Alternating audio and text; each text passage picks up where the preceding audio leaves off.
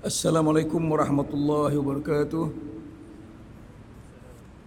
A'udzu billahi minasyaitonir rajim. Bismillahirrahmanirrahim.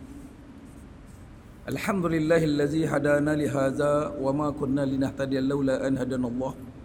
Salatan wa salaman ala Rasulillah wa ala alihi wa man tabi'ahu wa wala. Qala Allah tabaraka wa ta'ala fi kitabil aziz. Bismillahirrahmanirrahim. Ya ayyuhallazina amanu kutiba alaikumus syiyamu kama kutiba alal ladzina min qablikum la'allakum tattaqun.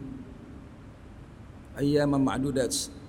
Wa qala aidan syahrul ramadhan alladzi unzila fil Qur'an hudal linnasi wa bayyinatin minal huda wal furqan. Shadaqallahul azim.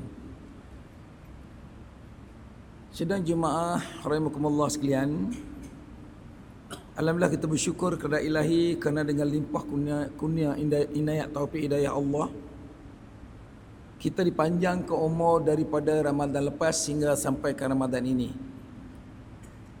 Ini memberikan kepada kita penambahan keimanan apabila kita dapat melakukan sesuatu yang amat dituntut oleh Islam, yakni mengingati Allah sepanjang masa. Sepotong ayat Quran berbunyi, A'udzubillahi minasyaitonir rajim. Innal ladzina qalu rabbunallahu tsumma istaqamu tatanazzalu alaihimul malaikatu alla takhafu wa la tahzanu wa abshiru bil jannati allati kuntum tu'adun. Yang bermaksud sesungguhnya orang-orang yang mengatakan Rabbunallah, Tuhan kami Allah. Dia bukan kata saja. Dalam ayat ini dia kata semastaqamu, dia istiqamah dengan kalimah ini. Maka tatanazzalu alaihimul malaikatu alla taqafu la tahzanu. Malaikat berkeliling di sekitaran individu atau orang-orang yang mengaku Tuhan kami Allah itu, dan memberi jaminan alla taqafu la tahzanu, jangan takut, jangan bimbang. Diberi satu jaminan lain, iaitu absyiru bil jannati lati kuntum tu'adun. Anda akan diberi syurga seperti yang dijanjikan. Ini memberi maksud bahawa setiap pernapasan yang kita sedut dan kita hembus selagi kita hidup, biarlah Allah bersama-sama dengan kita. Sebab kita istiqamah. Kalau di luar Ramadan rasanya kadang-kadang Allah tak ada dalam hati kita. Kita tengok contoh perlawanan bola sepak. Main pukul 3 pagi sampai pukul 5 pagi. Hampir 2 jam dengan ulasannya. Ada orang bangun tengok lawan bola sepak, sediakan kopi sebesar ini, tak mau bagi tidur. Habis bola sepak pukul 5 dia tidur, bangun pukul 7 pagi. Ngantuk sangat. Ertinya orang ini syirik, dia lebih utamakan bola sepak daripada Allah SWT. Subuh dia tak bangun, tapi bola sepak dia bangun. Artinya lebih tahu bola sepak daripada Allah SWT. Itulah permainan Yahudi Nasrani. Bukan kita nak larang, nak tengok-tengok lah. Tapi mengapa tak boleh terus jaga sampai ke subuh? Keseronokan pun boleh, Allah pun dapat. Tapi kalau tak tengok bola lagi seronok, sebab kelalaian itu menyebabkan ya kita sorak. Allah tak ada dalam diri kita. Cuba Allahu Akbar, Allah adalah kepada kita. Ya Ronaldo sepak, mengapa tak sepak? Marah Ronaldo tak dapat sepak. Kalau dia sepak masuk tak masuk pun kita dapat apa? Tapi kita hilang Allah SWT. Saya bukan nak jadi manusia warak yang melarang orang jangan tengok. Tapi kalau kita tengok pengumuman daripada Menteri Penyiaran semalam, dia kata tahun depan tak mau ada lagi penyiaran bola sepak kerana dekat 80 juta kena belanja. Dia tahu benda ni membazir, kau buat apa? Saya cakap ni berlandas kepada Al-Quran. Quran kata qad aflahal mu'minun. Cemerlang terbilang oleh orang yang beriman. Alladzina hum fi salatihim khashi'un, orang yang sembahyangnya khusyuk.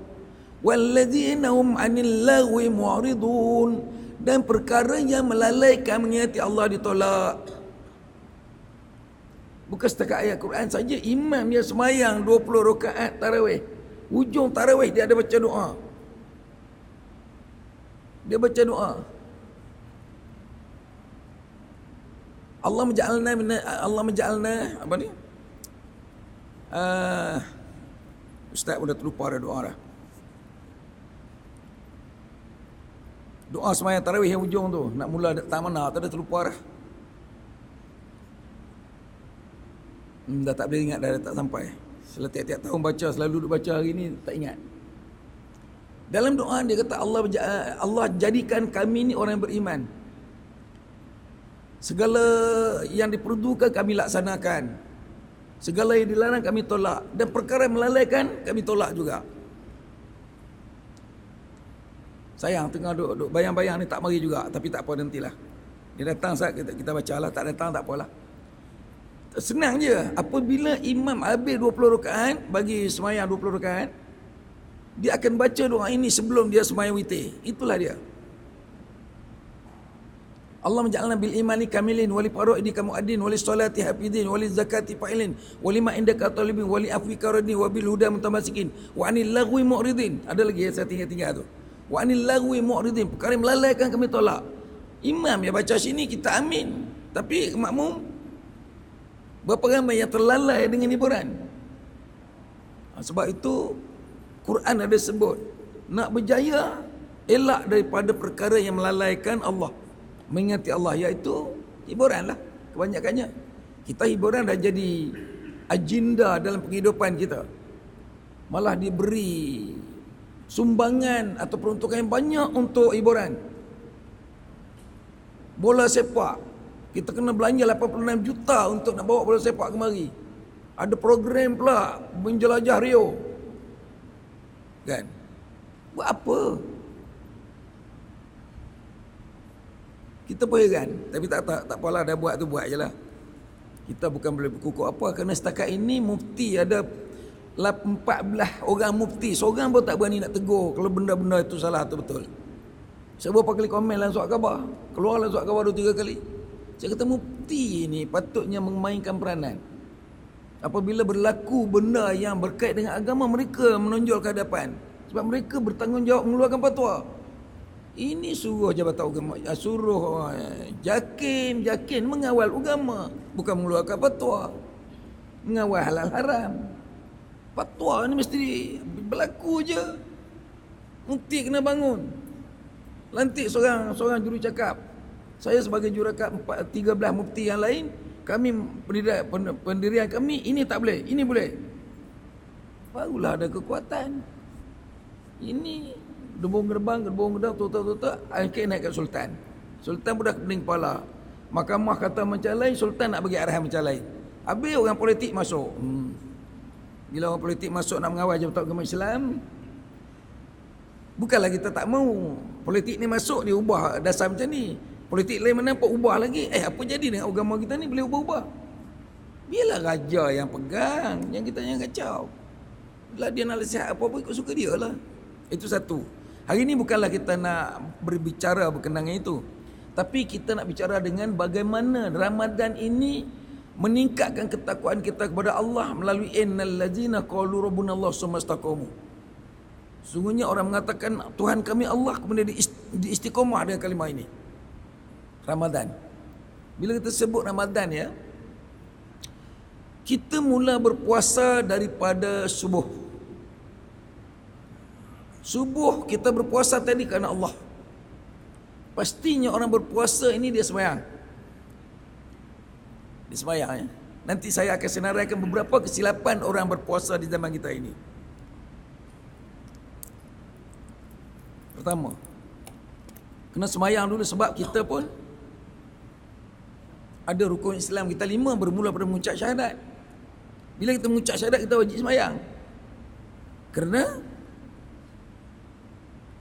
Buat apa kita mengucap syahadat tapi tak semayang? Di Malaysia ini jadi maklum dah, ramai orang berpuasa sampai lembik tapi semayang tidak. Sebab itu puasa tu adat bukan ibadat. Bila Ramadan kena puasa. Cuba kita puasa ibadat. Istiqamah dengan kalimah Allah. Bila mengaku aku tiada Tuhan lain disembah melainkan Allah. Aku bersaksi dengan diriku bahawa tiada Tuhan lain disembah melainkan Allah. Pasti Allah ada dalam diri kita. Kalau tinggal semayang puasa, bukan puasa kerana Allah. Niatlah sampai berbuih pun, bukan. Dia puasa kerana adat. Mungkin puasa kerana syaitan. Syaitan dah kena belenggu. Kerana dia ikut nafsu dia. Ini perkara yang kita nak tengok. Kita bangun sembahyang subuh, dalam keadaan kita berpuasa kerana Allah. Kemudian kita berpuasa sampai waktu zuhur kita semayang, supaya antara subuh dengan zuhur tu di tengah-tengah biarlah ada penghayatan Islam. Biar ada penghayatan Islam. Jadi dalam Ramadan ada penghayatan Islam. Kalau tidak ada Ramadan, belum pasti ada penghayatan Islam. Sebab waktu zuhur kadang-kadang orang pergi shopping, kan? Pergi shopping. Saya percaya kalau Ramadan ini masjid ni penuh, orang dengar tazkirah. Kenapa? Dalam Ramadan ada tazkirah.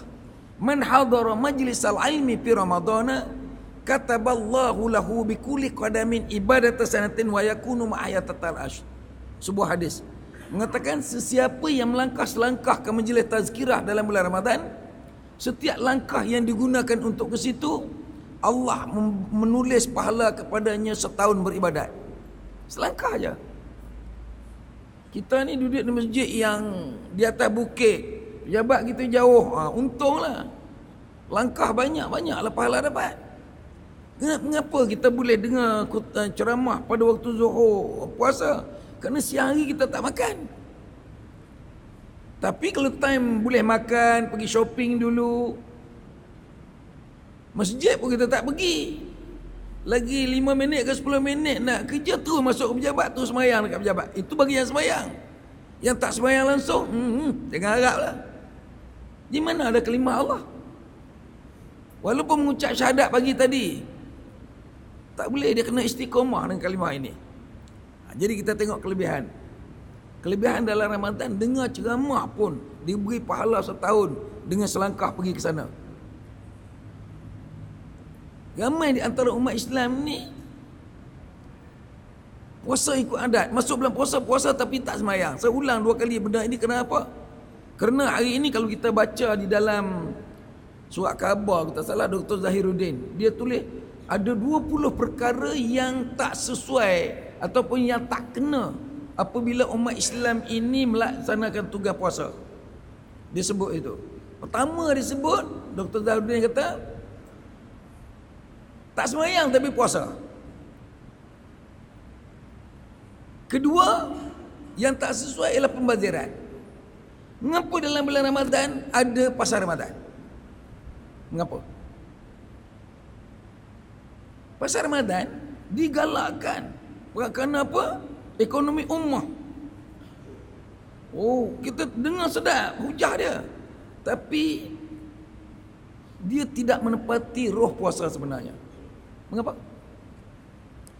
Pasar Ramadan orang jual sampai hari ni kita semayang sampai 7.20 ya. 7.20. Dia 7.10 minit dia ada lagi dekat situ. Orang yang meniaga Ramadan itu. Yang nak buka puasa dah balik dah. Dia ada situ lagi. Bila azan dia buka puasa dekat situ. Bila buka puasa takkan buka puasa 5 minit, kurang-kurang pun 10 minit. Habis buka puasa dia pun ambil lah kuih-kuih basah yang apa nama ni, yang tak habis tadi ni, bukan boleh pojok macam tu je rosak, kena ambil pelan-pelan, jimat, cermat, masuk dalam kotak, masuk dalam talang, masuk dalam kereta van, lipat balik apa nama dia punya kerusi, meja, dia pun start balik. Start balik, jalan pun jam ataupun ke jalan clear nak balik ke rumah. Sebab bukanlah orang tu duduk di pelik atas tu meniaga di bawah, kebanyakan orang lain. Orang lain 1 kilometer, 2 kilometer, tu tak nak balik sampai ke rumah, Allahu Akbar, Allahu Akbar, sebenarnya isyarah. So orang meniaga pasar malam ini, pasar Ramadan, bila dia sembahyang maghrib. Orang bukan Islam tengok ayat ini tak lain makan ya. Ini puasa mau makan ke? Mengapa saya kata macam tu? Bukan kita tak boleh. Mengapa bulan puasa kita menghidangkan jamuan-jamuan yang hebat-hebat? Mengapa tak ikut sunnah Rasul? Karena Rasulullah SAW yapatiru birotobin, fa'illam yajid bitamarin, fa'illam yajid hasayat min ma'i akamakal. Sesungguhnya Rasulullah itu berbuka puasa dengan kurma rutab. Kalau tak dapat, dia kurma kering, tamar. Kalau tak dapat, dia meneguk beberapa teguk air, dia pergi semayang dulu. Bukanlah kita nak larang jangan makan, tetapi kaedahnya ialah tidak mencapai matlamat puasa. Bukan puasa menjadi madrasah Ramadan, bukan.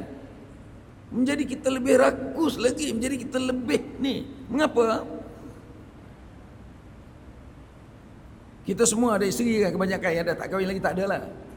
Isteri kita sudah masak makanan habis RM20 semalam. RM20. Minyak masak RM2. Kelapa RM4. Daging RM5. Ikan RM3. Gula apa semua, nasi, beras, gas, habislah RM20. Banyak. Bini isteri kita pun terah. Dia dapat menunjukkan kehebatan dia memasak. Dapat buat 4 jenis kuih, 5 jenis lauk. Suami tengok-tengok tak ada keripat, start motor pergi pasar Ramadan. Dia beli pula. Dia bukan beli keripat aja. Dia akan beli cincau lah, air apa namanya, batu bandung yang tak ada di rumah dia, kuih-kuih lain. Dah berlama-lama atas meja. Ini nak puasa ke nak makan ni? Tapi terang apabila buka puasa, kena 3 biji kurma, 2 biji karipat, 5 gelas air. Saya ingat dah berhenti dah. Berhenti dah. Pergi semayang, pas semayang Allah Alhamdulillah, keluar. Allah Akbar, keluar. Air duk naik turun. Akhirnya makanan yang banyak itu, ada makanan yang tak sentuh langsung. Lauk ada yang tak sentuh. Kemudian dah semayang apa semua cukup. Yang jenis makan nasi, ulang makan nasi balik semula. Makanlah, ada sayur, ada apa yang dia minat makanlah, tapi sikit sangat. Dah makan dah tadi. Bila kita makan benda lain dulu, kemudian nak makan nasi, memang tak lalu dah. Tak masuk dah. Tak tahulah, saya macam itulah. Saya tengok orang lain pun habis kurang support saya juga. Kemudian yang jadi masalah lagi, dia pergi semayang kat masjid. Kalau dah tahu benda dia tak habis, bawa lah ke masjid. Tak, tinggal. Isteri kata nak bawa ke masjid bang, tinggal. Nanti kita balik sahur balik pada masjid kan makan. Bila kita balik sampai ke rumah, bila kita pergi semayang 20 rakaat apa semua, balik pun begini dah. Abang makan dah, tidurlah, ngantuk dah. Debuk tidur. Nanti asar ni sahur kan lah. Sahur kan pun macam itu juga. Isteri pukul 3 bangun, kita bangun pukul 4, itu pun kena jaga. Kena gerak. Bangun bang. Bangunlah bang. Bangunlah. Dah sahur dah ni. Isteri masuk ke dapur. Siapkan balik ni. Pergi gerak lagi. Tidur lagi. Bangunlah. Dah bangun. Isteri pun pelik. Apa yang bangun bang? Kau tengok sendirilah apa yang bangun. Oh. Terkejut apa yang bangun. Bukan orang yang bangun. Lama isteri mah bangunlah. Abang nak sembahyang subuh dah baru bangun. Bangun ni dia. Mata baru pejam lagi ke? Rabar tengok makanan nak makan. Ngantuk. Adakah dia akan menjamah balik makanan yang kata nak makan sahur tadi? Tak ada. Kena nasi 2-3 suap, 5-6 suap pada tak ni apa semua dah. Tengok-tengok, ya Allah 4.30 dah pergi masjid lah. Tinggal. Akhirnya makanan ini masuk dalam tong sampah. Suami pergi ke kedai belanja RM15, isteri masak RM20. Jadi jumlah RM35. Makan 10 atau RM15 saja. Lagi RM20 masuk tong sampah. Inilah pembaziran yang berlaku yang tak tepat seperti Dr. Zahiruddin kata. Pembaziran berlaku dalam Ramadan. Sedangkan membazir itu kawan syaitan. Innal mubazirina kanu akhwan syaitin. Membazir kawan syaitan. Syaitan telah dibelenggu dalam Ramadan. Iza ja'a Ramadan futihat abwabul jannah, abwabul jinan, wa ughliqat abwabun nar wa sadaqati sayatin aw kama qala. Apabila datang Ramadan, dibuka pintu syurga seluas-luasnya. Jalan ke syurga cukup luas. Ikut saja. Ditutup pintu neraka serapat-rapatnya kalau kita dah mula buka pintu syurga. Dan dibelenggu segala syaitan-syaitan. Tapi jika kita berlaku membazir kawan syaitan. Sedangkan syaitan dah kena belenggu. Habis kita jadi apa pula? Jadi syaitan yang jadi nafsu kita. Maka sekali lagi kita terhakis pahala puasa kerana pembaziran. Kan? Dua arah. Perkara ketiga, saya mengambil kesempatan ini nak cari celah juga nak masuk ni, takut benda tu tak tempat sampai. Adat kita berpuasa ini tak capai matlamat puasa yang sebenarnya kerana Nabi menyarankan puasa itu ada 3 tahap. Awwaluha maghfirah wa awsatuha rahmah, awsatuha maghfirah wa akhiruha itqu minan nar. 10 hari pertama, 10 hari kedua, 10 hari ketiga. Tetapi kita ini di Malaysia ini, hari pertama itu masjid penuh. Kadang-kadang bentang tikar lagi tak cukup tempat. 10 hari pertama. 10 hari yang kedua tinggal setengah. 10 hari terakhir jemaah duduk di Jalan Tunku Rahman, masuk supermarket dan tunggu kuih raya di lelong. Tinggal.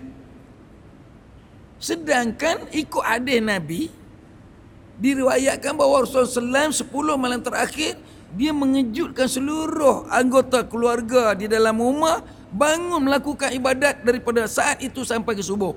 Artinya bermula tengah malam sampai subuh tak tidur malam. Bukannya kita tinggal masjid. Dalam Al-Quran disebut wa antum akifuna fil masajid. Dalam bulan Ramadan anda banyak bertikar dalam masjid. Macam sekarang pun ni iktikaf sambil-sambil mendengar ceramah dalam 10 minit lebih kurang lagi ni. Kan? Jadi kita dah pembaziran terhadap hari raya terlalu banyak. Saya dengar radio nak datang tadi ni, syarikat kecantikan mengiklankan diri. Dia kata walaupun sebulan lagi nak raya, perempuan mesti nak cantik-cantik lah raya tu, jadi kita raya dululah. Puasa pun belum, macam mana nak raya?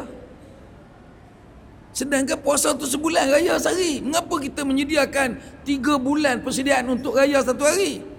Kita abaikan puasa yang boleh memberi ruang untuk kita masuk surga dengan mudah dan menutup pintu neraka. Itu kita kena ingatlah.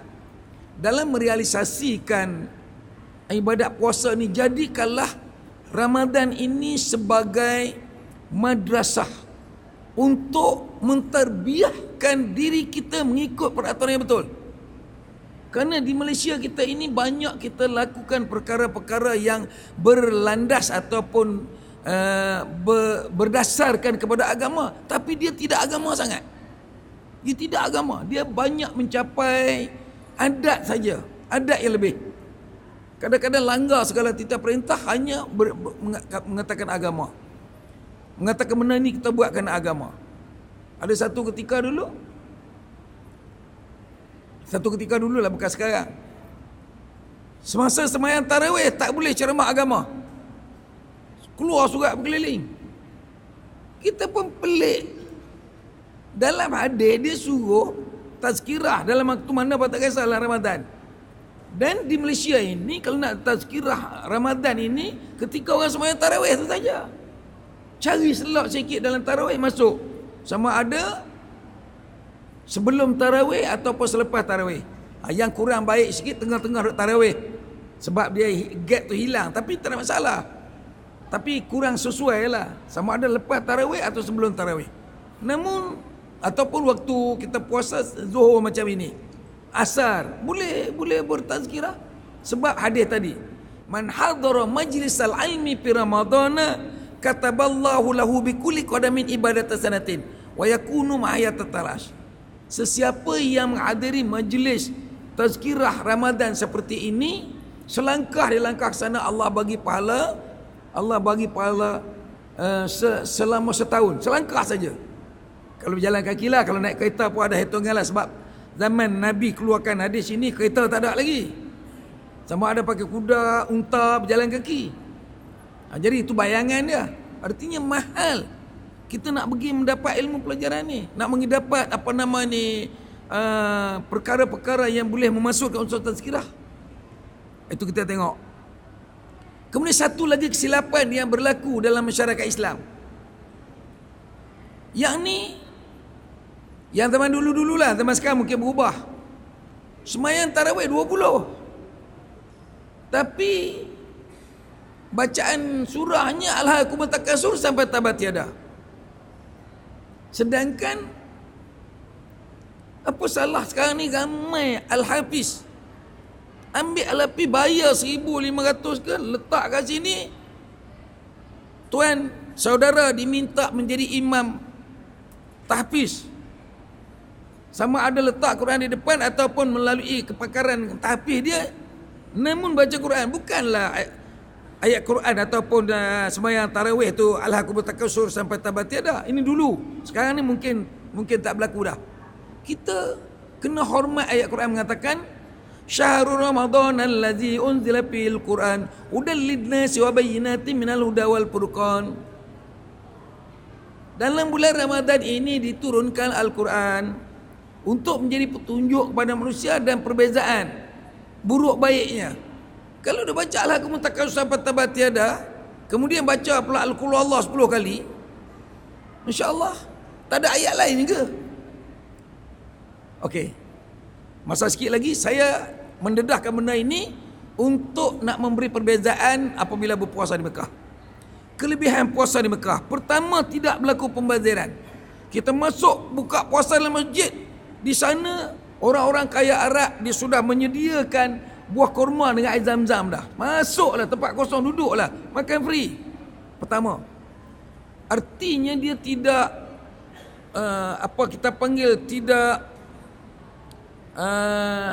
dia boleh kawal nafsu dia untuk makan banyak, untuk makan cara bernafsu. Pilih yang sedap-sedap saja. Kerana ikut sunnah Nabi, buka puasa dengan air zam-zam dengan kurma. Itu pertama. Yang kedua, mengelak daripada pembaziran. Ikut sunnah satu, elak pembaziran satu. Kedua, di Mekah 20 rakaat sembahyang tarawih memang baca Quran daripada awal sampai akhir. 20 rakaat. Barulah Al-Quran tu dihayati semula, sama ada kita membacanya ataupun kita mendengar imam membacanya. Penghayatan Al-Quran. Ketiga, di Mekah biasanya sebab insya-Allah lah, saya tiap-tiap tahun saya pergi sebab saya bawa jemaah. Bukanlah kata bila ceramah ni dia seorang lah pergi Mekah, orang lain tak pergi, macam tu. Memang saya kerja, saya bawa orang ke Mekah pun. Dalam Ramadan saya bawa. Jadi apa yang kita dapat pengalaman di pesantren sana ialah sunnah Rasul dibuat dengan baik. Perjalanan dalam masjid cantik. Dia sebelum Ramadan tu orang kurang sikit. Pertengahan Ramadan yang ke-10 tu orang dah mula padat. Dan apabila sampai 10 Ramadan itu, jangan ingatlah lagi lah. Dan di Mekah 10 malam terakhir itu ada 2 kali sembahyang kat masjid. Untuk maklumat kita lah. Pertama, mereka sembahyang 20 rakaat tarawih. Habis tarawih pukul 11, witir tak ada. Kemudian akan dibaca semula, disembahyang semula pukul 1. Solatul Qiyam 8 rakaat campur 3. Sampai pukul 3 pagi baru berhenti. Sedangkan kalau kita tengok dalam hadis, dia kata umratun fi ramadhana ta'addilu hajjahu ma'iyah atau kama qala. Satu umrah yang dibuat dalam bulan Ramadan sama seperti pahala bersama dengan aku. Jadi kita pun berasa agak kesuntukan masa nak pergi buat umrah waktu sembahyang tarawih hanya ada dalam Ramadan. Tak mau buat, kita hilang satu pahala haji dalam umrah. Bila nak buat? Nak buat lepas tengah malam, dia ada 2 kali sembahyang. Pukul 9 sampai pukul 11, pukul 1 sampai pukul 3. Nak pergi menunaikan umrah di Tan'im, kejap lagi nak bersahur. Akhirnya terpaksa kena pilih pagi. Pagi tu saja ada kelapangan. Bila kita nak pergi pagi, malam tadi kita tak tidur. Bolehlah kuat atau tidak lagi. Ini bergantung kepada orang yang punya keimanan yang kental, mempunyai jihad yang sangat padat. Maka dia sanggup buat umrah dalam bulan Ramadan siang hari. Sedangkan itu 10 malam terakhir. Dahlah 10 malam terakhir tu, semalam kita baca surat khabar. Sekarang ni ada 4.8 juta orang sedang menunaikan umrah dan ada yang tunggu untuk melakukan puasa di Mekah Al-Mukarramah. Dalam surat khabar 2 hari lepas. Kalau begitu, bayangkan nanti bulan puasa mungkin tambah lagi 1 juta. 5-6 juta ada dekat sana. Nak bergerak tawaf pun tak boleh. Jadi kalau kita pergi masuk ke dalam suasana Mekah, betul-betul kita terlibat dengan puasa ibadat, bukan lagi puasa adat. Jadi bagaimana kita nak tarbiyahkan Ramadan di Malaysia ini agar pertama tidak berlaku pembaziran, yang kedua kita puasa betul-betul, kita puasa ikut ibadat bukan adat, yakni menghormati waktu yang diberikan. 10 hari yang pertama kita dah membiasakan diri kita dengan masjid. 10 hari yang kedua kita sedang diampunkan dosa oleh Allah SWT. 10 malam yang terakhir ialah itqu minan nar. Bahawa di dalam 10 malam terakhir itu ada satu hari, satu malam yang jika kita dapat beribadat di dalamnya sama seperti 1000 bulan. 1000 bulan bermaksud 83.33 tahun. Semalam je kita buat ibadat, seolah kita buat ibadat 83 tahun. Sedangkan umur kita 60 tahun lebih je. Itu baru 1 tahun. Kalau seorang tu dapat Lailatul Qadar selama 10 tahun, katakan imam dia duduk semayang sini selama 10 tahun, dia tak pernah lari daripada tikar semayang dia, di mana makmum ada di belakang dia. Artinya dia dapat 10 kali Lailatul Qadar. Bila dapat 10 Lailatul Qadar, 83 kali 10 dan 833 tahun dia beribadat. Itu tak masuk yang lain lagi. Jadi itu kurniaan Allah yang dikatakan bahawa dalam Ramadan ini penuh dengan hidayah taufik Allah SWT kepada kita supaya kita menjalani ibadat dengan betul. Jadi kita kena membiasakan yang betul, membetulkan yang biasa. Kalau boleh kita cuba lari. Sebab saya bimbang orang-orang yang mengendalikan fatwa-fatwa puasa ni kebanyakannya bukan terdiri daripada pengendalian orang alim. Macam berniaga di pasar Ramadan. Bukan orang alim yang mencadangkan umat Islam berniaga di pasar Ramadan. Itu pakar-pakar ekonomi daripada orang atasan yang ada kuasa.